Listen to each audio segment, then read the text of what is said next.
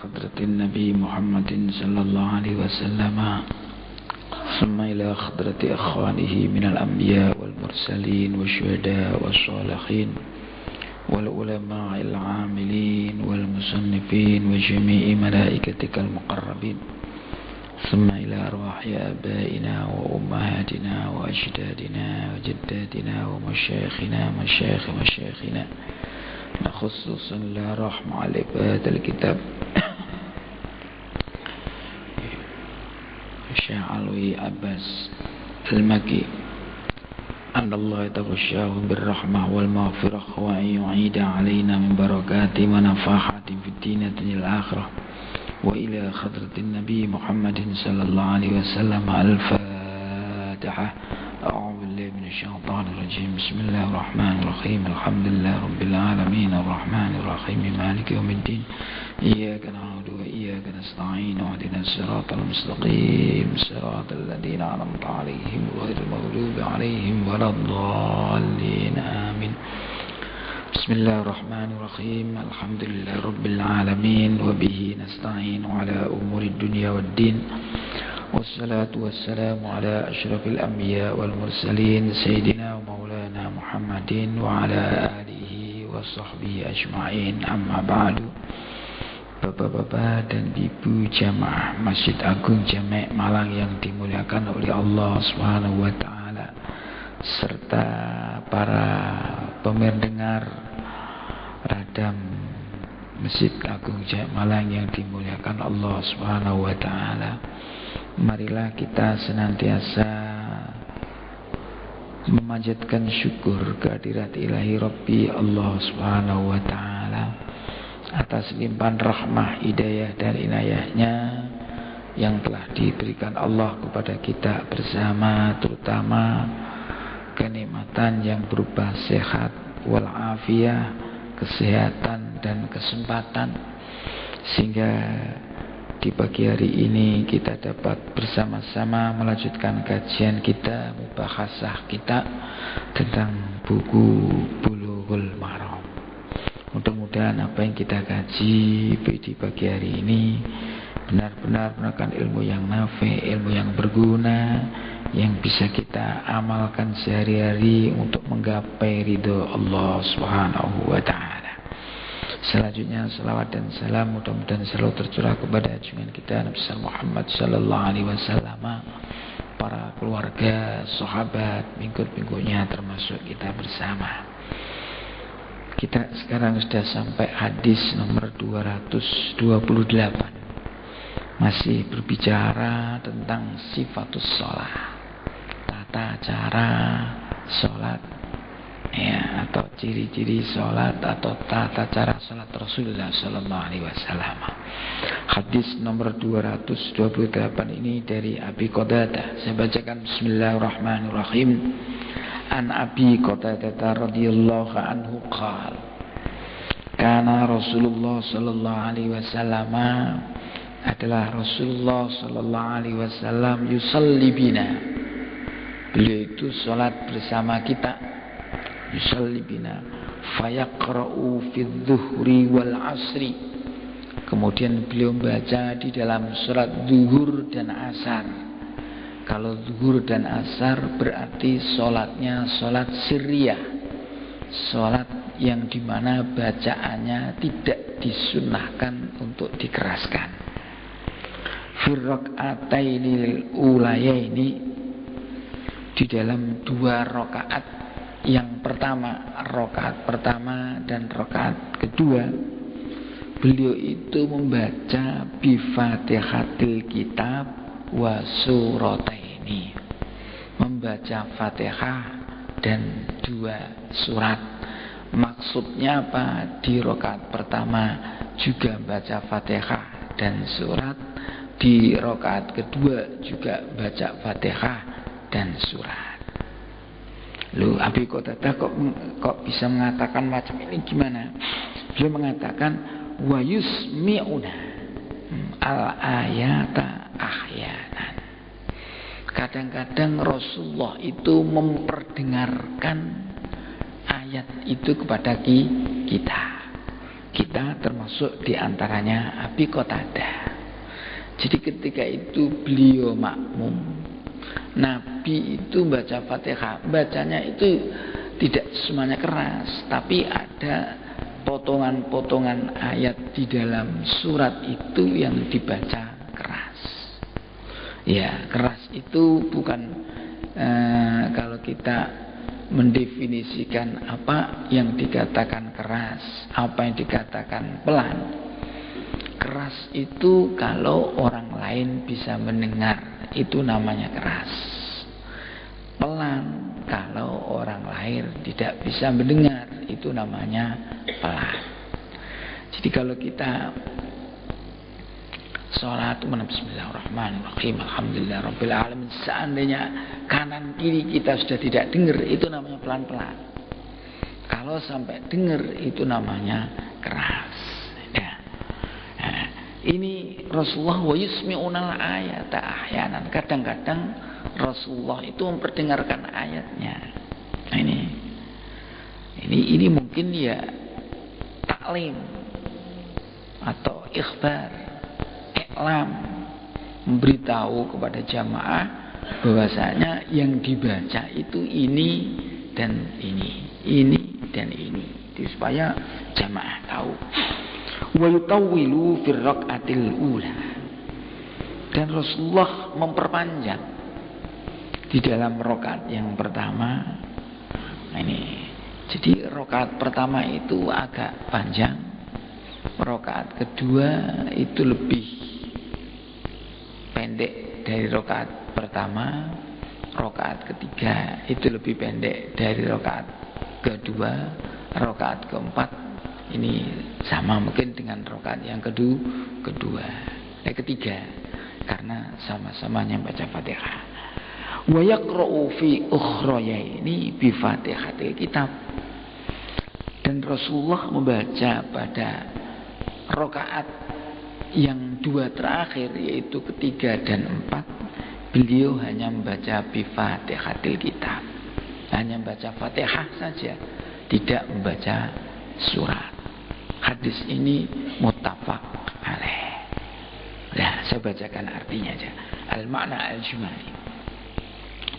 Karena Rasul sallallahu alaihi wasallam, adalah Rasul sallallahu alaihi wasallam, yutawwilu rak'atainil ulayaini. Beliau itu memperpanjang dua rakaat yang pertama, rakaat pertama dan rakaat kedua. Wa kana yutawwilul ula anis saniyah. Beliau itu lebih memperpanjang rakaat yang pertama dibanding daripada rakaat yang kedua, seperti saya katakan tadi. Nah, kalau kita membaca kitab-kitab fikih, ya, kitab-kitab fikih, ini hadis yang menjelaskan hukum-hukum Islam. Karena Bulughul Maram itu isinya fi ahadisil ahkam, hadis-hadis yang berisi hukum. Kalau kita membaca kitab-kitab yang sudah given, yang dikarang oleh para ulama, juga berdasarkan Al-Quran dan hadis, beliau itu malah menyarankan macam ini. Memang rakaat yang pertama itu sebaiknya lebih panjang daripada rakaat yang kedua. Surat yang dibaca pada rakaat pertama itu dengan rakaat yang otomatis ya lebih panjang daripada rakaat yang kedua. Di samping itu ada tertib suar. Jadi kalau seandainya rakaat yang pertama itu membaca kulhu, maka rakaat kedua mungkin boleh membaca kul a'udzu birabbin nas. Jangan sampai rakaat pertama itu membaca kulhu, rakaat kedua membaca kul, ya nggak bisa. Nggak, ya ini hukumnya tidak bagus ya. Jadi urutan. Jadi makanya ini dilakukan oleh salafus saleh. Panjenengan bersani, panjenengan bisa mengikuti imam-imam di Masjid Agung Jame. Itu hampir semuanya macam itu. Bukan hampir semuanya macam itu. Jadi yang dibaca rakaat yang pertama itu mesti lebih awal daripada rakaat yang kedua. Contoh, ya. Mungkin rakaat yang pertama baca Al-Hakum, rakaat yang kedua membaca niki napa wal asri, urutannya ayat gitu. Dan itulah dilakukan. Dulu ada ada seorang mengimami ini sholat lail, tarawih itu memang yang bagus mengkhatamkan Quran kan urut ya, dia kebetulan baca surat-surat pendek. Lah yang kalau yang dibaca surat-surat pendek nah yang berurutan. Jadi kalau yang ketika pasca nuzul Quran itu kan ada yang baca inna anzalnahu fi lailatul qadri, itu dibaca terus. Kalau mau baca inna anzalnahu, bacanya inna anzalnahu pada rakaat pertama. Rakaat kedua urutan Al-Hakum, terus wal asri, berikutnya macam itu. Karena apa? Karena inna anzalna itu tempatnya di pertama. Jangan Al-Hakum baru inna anzalna, wal asri baru inna anzalna. Nah, ini enggak betul. Karena apa? Urutannya itu inna anzalna lebih dahulu. Ini sebaiknya macam itu. Nah, ini. Jadi itu urutannya. Lah ini alasannya apa? Nah, di sini dijelaskan kenapa kok ayat yang pertama, rakaat yang pertama kok dianjurkan lebih panjang daripada rakaat yang kedua. Ini tidak hukum wajib baiknya macam itu. Liyudrikahan nas. Nah, agar supaya orang itu bisa menemui rakaat yang pertama itu. Mungkin yang ketinggalan itu bisa menemui rakaat yang pertama. Wali anan nasyat fil ula aksar, karena semangat pada rakaat yang pertama itu lebih banyak dibanding rakaat-rakaat yang lain. Ini fayakunul khusyu' wal khudu'. Kadzalika, demikian juga khusyuk dan khudu' itu mungkin kalau di rakaat pertama lebih, karena sudah ibarat orang mungkin strumnya itu lebih. Wa kana yukhaffifu fi ghairiha khaufal malal wassa'amah. Dan Nabi itu memperingan, maksudnya mendekkan selain sholat rakaat yang pertama dan kedua karena khaufal malal fihima, karena takut mungkin jamaah itu bosan terlalu panjang dalam rakaat berikutnya itu di ukhroya ini tadi. Jadi hanya Fatihah saja supaya tidak terkesan lama. Ulama-ulama dulu, ulama-ulama salaf dan buku-buku itu ketika kita sholat, nanti mungkin ada di dalam bab-bab jamaah, itu sebagai seorang imam itu sebaiknya mura'atul makmum, memperhatikan kondisi situasi makmumnya. Ya. Jadi maksudnya apa? Jadi kalau beliau itu menjadi imam, jadi harus melihat kondisi situasi makmum. Makmumnya itu di daerah mana? Makmumnya itu siapa? Nah, ini kalau makmumnya memang makmum yang takhasus, orang-orang yang khusus, mengada jamaah khusus ya, jamaah orangnya tertentu ingin panjang-panjang, monggo panjang-panjang. Tapi kalau jamaahnya orang-orang biasa, mungkin orang-orang di jalan ingin mampir, supaya jamaah yang baik imam itu takhfif, sholatnya tidak usah terlalu panjang suratnya, ya sederhana.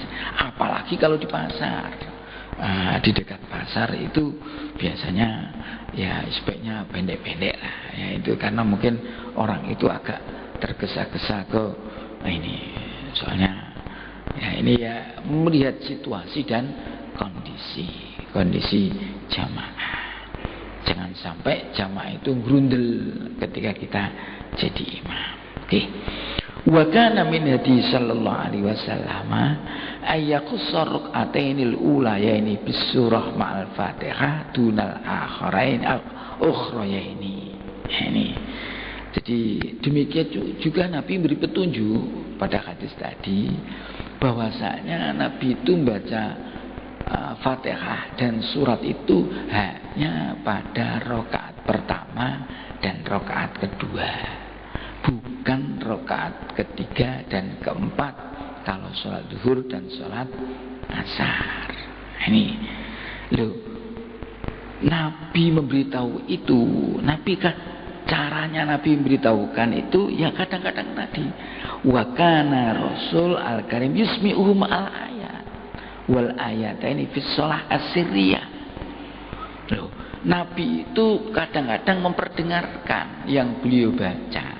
Wa kana fi sholati sirriyah. Padahal ketika itu Nabi pada salat-salat yang seyogyanya dibaca sirri. Tapi Nabi agak keras sehingga makmumnya itu mendengar, tapi tidak semua surat utuh, tapi satu ayat ataupun dua ayat. Ini untuk menunjukkan bahwa Nabi itu membaca ayat pada rakaat tersebut.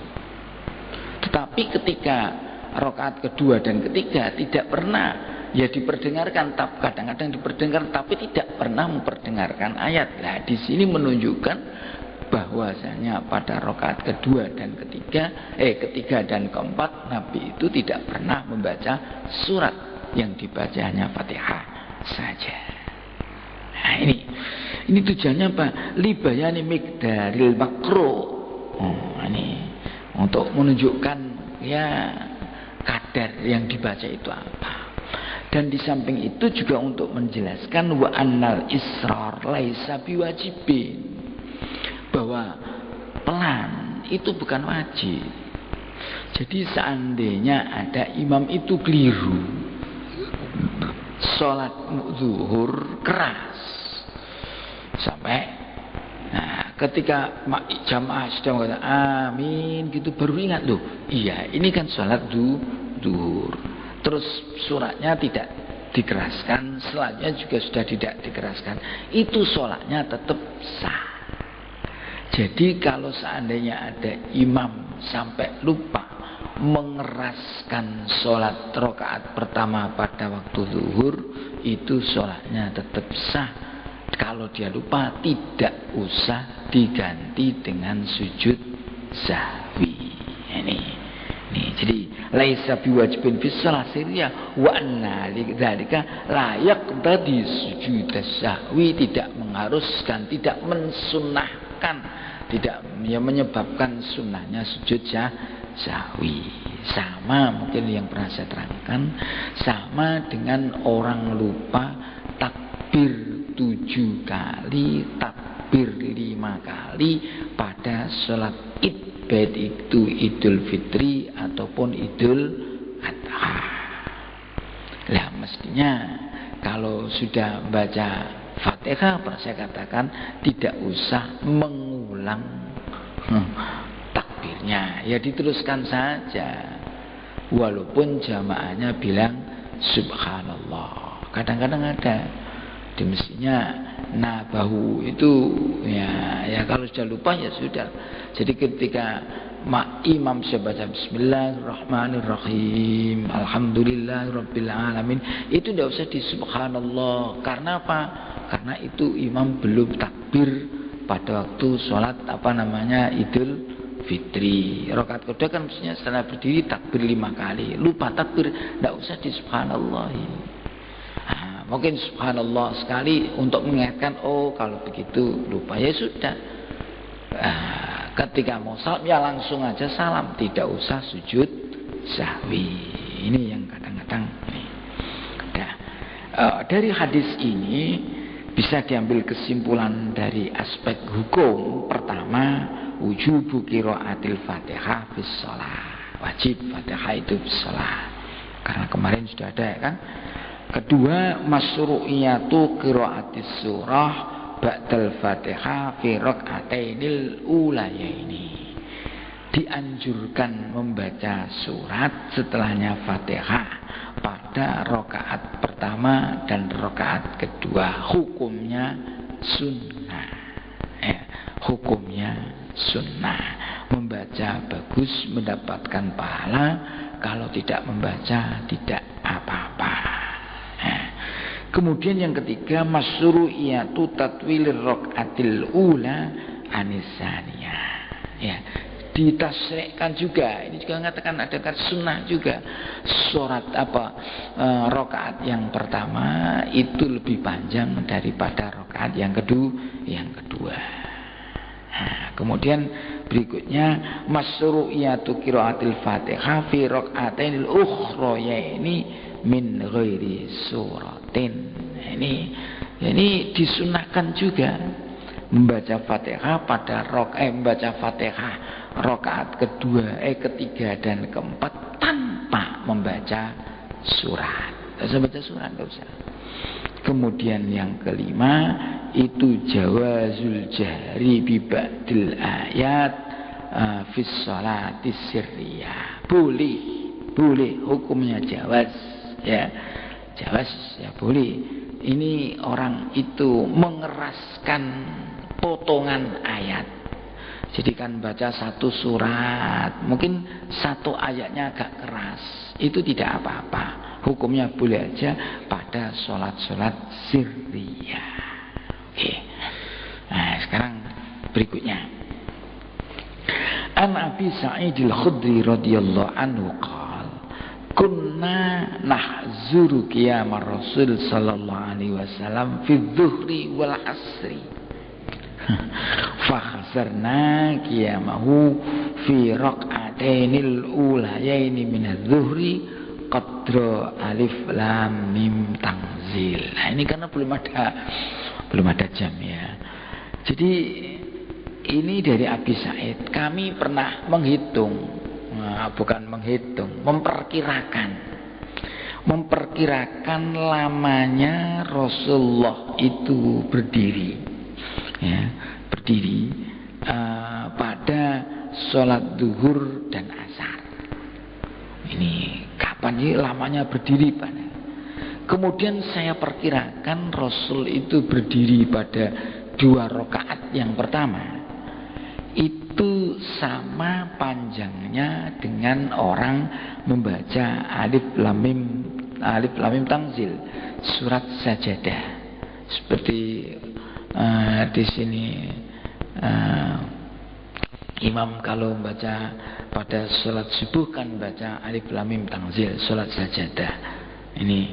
Ini rakaat pertama dan kedua itu sama lamanya dengan itu.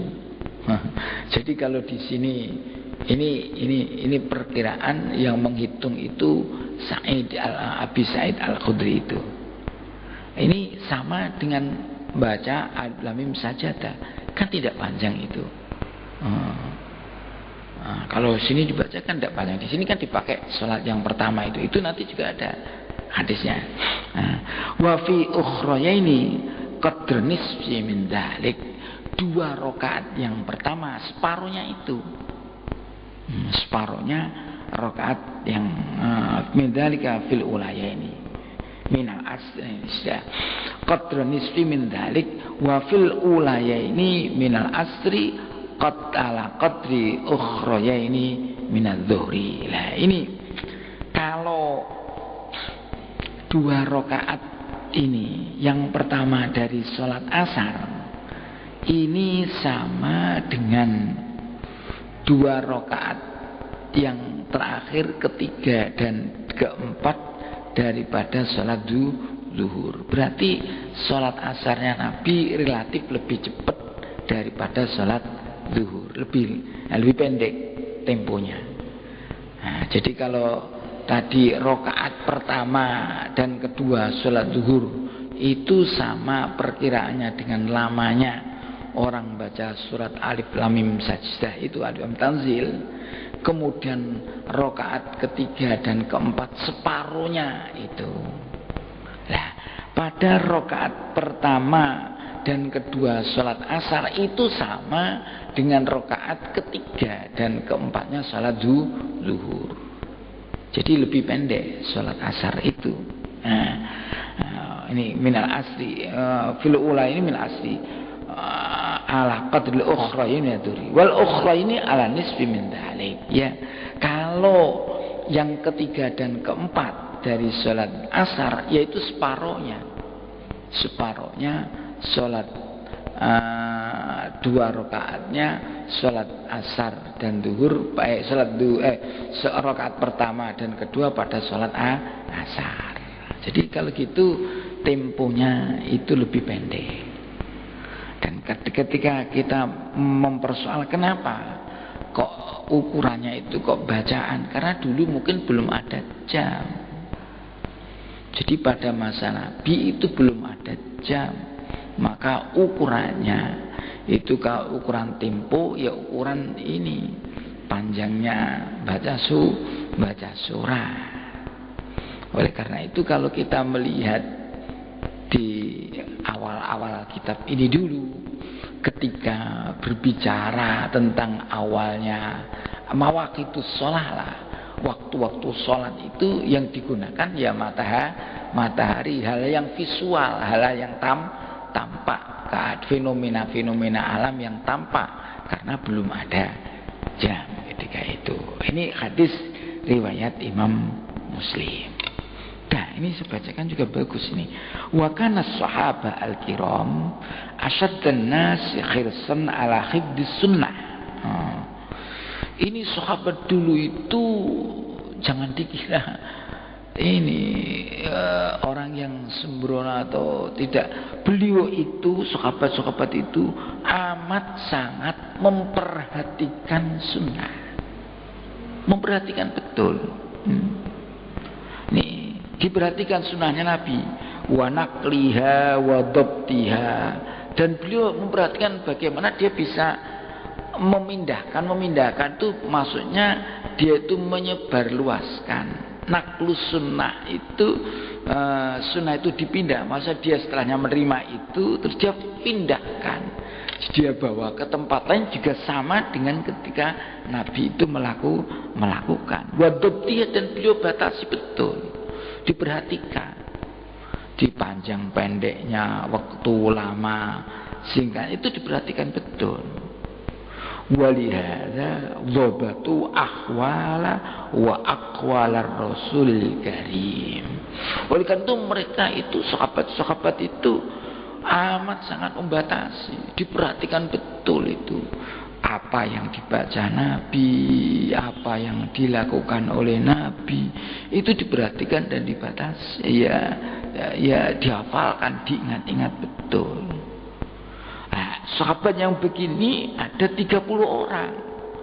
Wahaulai salasuna sahabiyan. Di sahabat-sahabat yang ini ada 30 orang. Di antaranya Abu Sa'id Al-Khudri yang meriwayatkan hadis yang baru kita baca tadi. Beliau itu yuqaddiruna as-salat Rasul sallallahu alaihi wasallam. Fayubayyinuna qadra qiyami fi kulli rak'atin wa nizamihi fi sholatihi. Jadi akhirnya beliau itu menjelaskan bagaimana panjang lamanya sholat itu sampai diperhatikan. Nah ini coba, ini kan teliti sekali. Jadi gimana lamanya sholat itu berapa, itu sampai diperkirakan oleh sahabat. Ini saking memperhatikannya sahabat pada perilaku Rasul. Oleh karena itu tidak salah lah kalau Rasulullah itu bersabda, Rasul kok salah, ashabi kan nujum bi ayyihim iqtadaitum ihtadaitum. Sahabatku itu laksana bintang, dengan siapapun kamu mengikuti, kamu pasti mendapatkan petunjuk. Karena ini sifat-sifat sahabat yang perhatikan kefiah hal Nabi ini diperhatikan oleh 30 orang sahabat. Luar biasa kan? Nah ini. Nah terus ini rasionalisasi. Terus ini biasa kan tasrik itu ada diraseningkan, dirasionalkan. Contoh ini dalam rangka supaya menarik. Sholat itu dirasionalkan, dikaitkan dengan kesehatan. Ya memang ada kaitannya kan. Tapi ketika itu Rasulullah kan tidak menjelaskan kaitan sholat dengan sehat. Kalau puasa ada sumu tasihu, puasalah kamu agar supaya kamu sehat. Nabi hanya bicara macam itu. Terus oleh orang-orang generasi berikut-berikutnya, apalagi sekarang yang dunia modern itu dikaitkan. Apa? Kenapa Rasul kok bersabda sumu tasihu, puasalah agar supaya kamu sehat? Oh, dikaitkan antara puasa dengan sholat, kesehatan. Demikian juga sholat. Ini tujuannya apa? Supaya orang-orang masyarakat yang dakwah itu tertarik, ya. Oh, ternyata ada gunanya. Dari aspek-aspek ritual itu juga ada aspek-aspek set efek, ada dampak-dampaknya, tapi efeknya itu efek positif dari ini. Demikian juga di sini beliau mengalasi walamma kana dzuhru waktu ghaflatin bin naum. Karena zuhur itu waktu orang itu lupa, maksudnya waktu orang tidur. Fil qailati, maksudnya bagi orang-orang yang tidur kailulah. Tidur kailulah itu tidur sebelum sholat zuhur, kecuali sholat Jum'ah. Kalau Jum'ah enggak, kailulahnya ba'da zuhur. Kalau ini kailulah itu qabla zuhur. Jadi qailah itu orang yang sedang tidur kailulah. Nah ini untuk tidur siang, untuk menolong malam. Nah, wa kana Rasul sallallahu alaihi wasallam yutawwilu fihal qiraah aksara minal asri. Itu lebih banyak, Nabi itu memperpanjang rakaat yang pertama tadi dibanding sholat asar. Alasannya apa? Liyudrika hal mutaakhir, agar supaya orang-orang lain itu menjumpai sholatnya Nabi, bisa jamaah bersama Nabi. Ini jadi pokoknya niatnya agak ngenteni tidak apa-apa lah. Jangan sholat sambil menanti orang, baca surat panjang. Nah ini terus ditafsiri orang, oh itu mungkin orang-orang lain biar bisa jamaah. Ini liudrika ini kalau Nabi dulu menantinya sambil masuk waktu sholat. Sudah sholat, sholatnya panjang. Ini memang dulu semangat ya. Nah, kalau sekarang mungkin lain.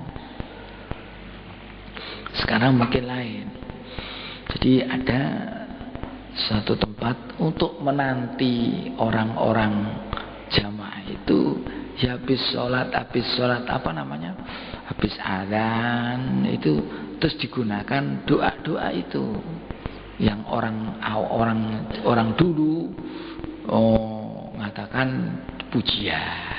Nah ini ada pujian itu apa? Pujian itu kan memuji Allah. Kadang-kadang baca berdoa itu bainal adzan wal iqamah. Baca dulu waktu saya kecil kan itu baca Rabbana atina fid dunya hasanah. Karena baca astagfirullah rabbal baraya, astagfirullah minal khataya.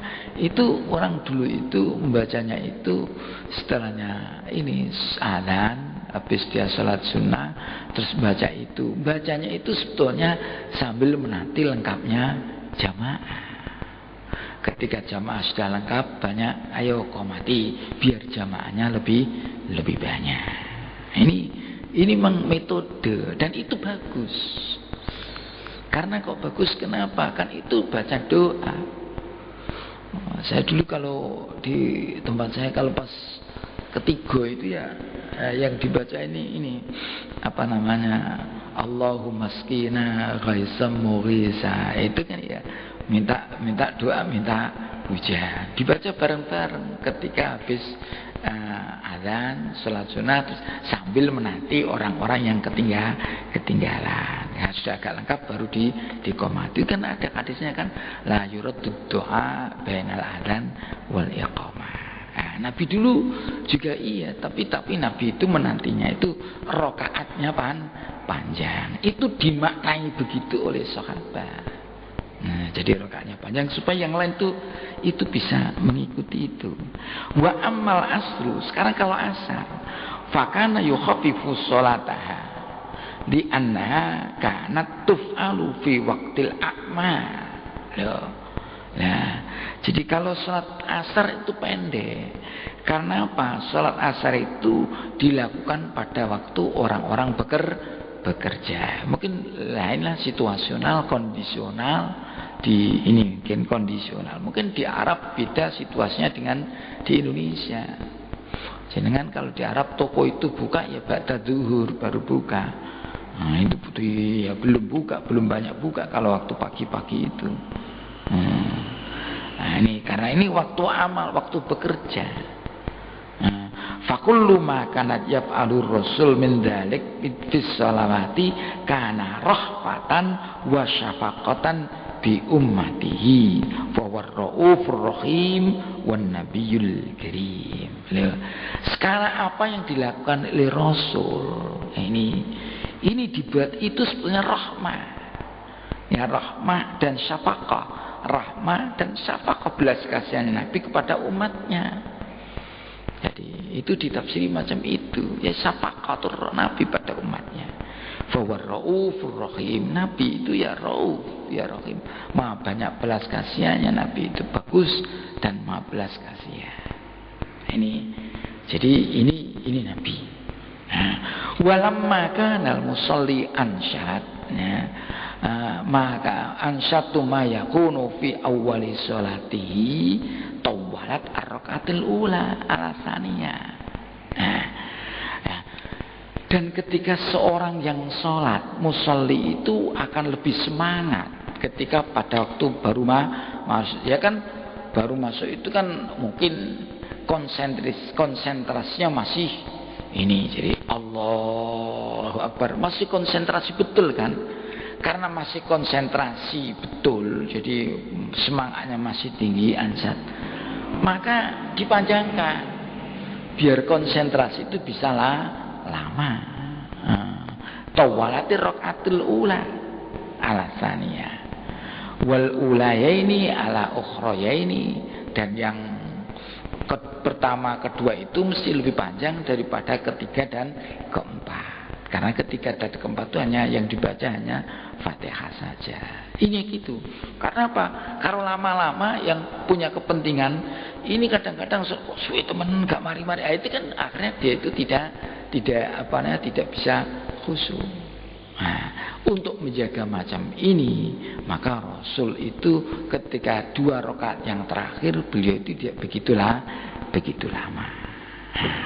Ini hikmah yang diambil oleh sang pengarang kitab ini.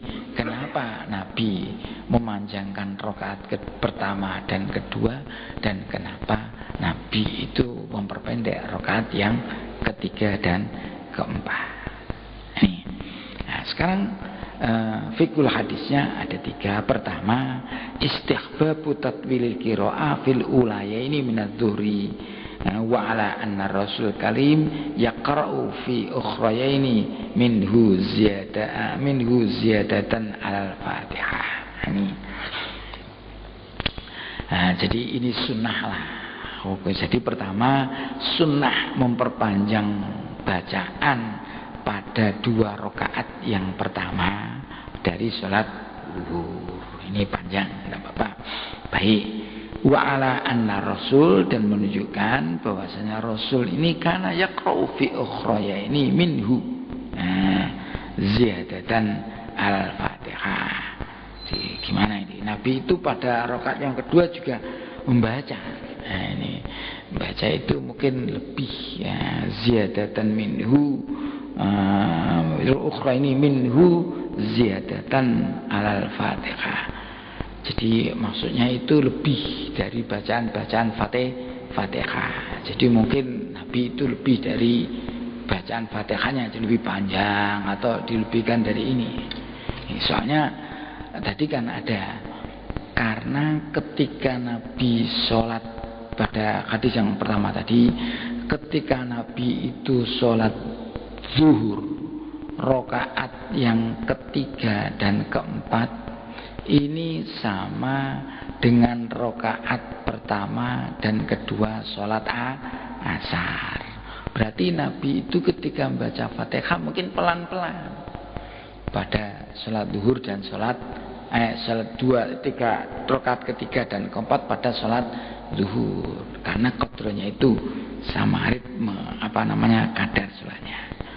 Nah, ini kedua istihbabu tahfif fi sholatil asri wa ja'liha ala nisfi min sholatil zuhri.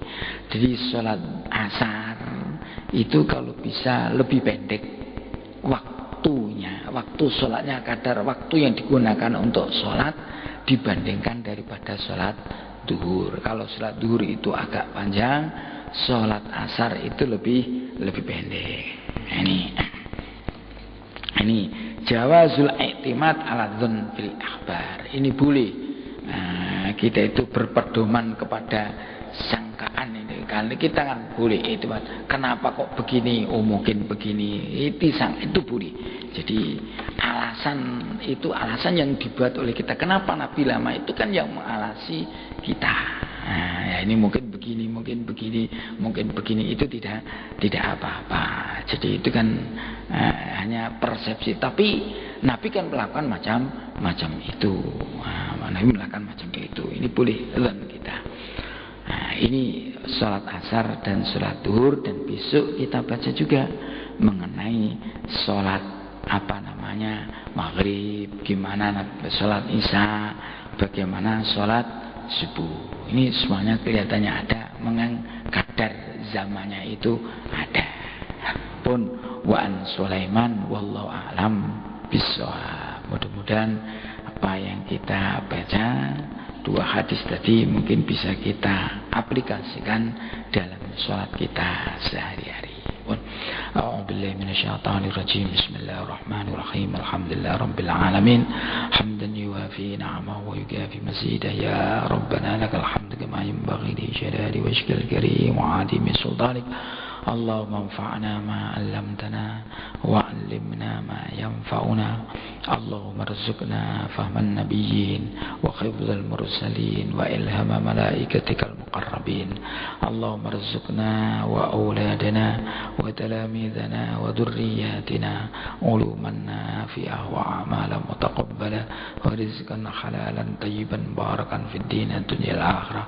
Allahumma ij'alna wa auladana wa talamidana وذرياتنا من أهل العلم وأهل الخير ولا تجعلنا وإياهم من أهل الجهل والضير برحمتك يا أرحم الراحمين. وصلى الله على سيدنا مولانا محمد والحمد لله رب العالمين. ثم السلام عليكم ورحمة الله وبركاته.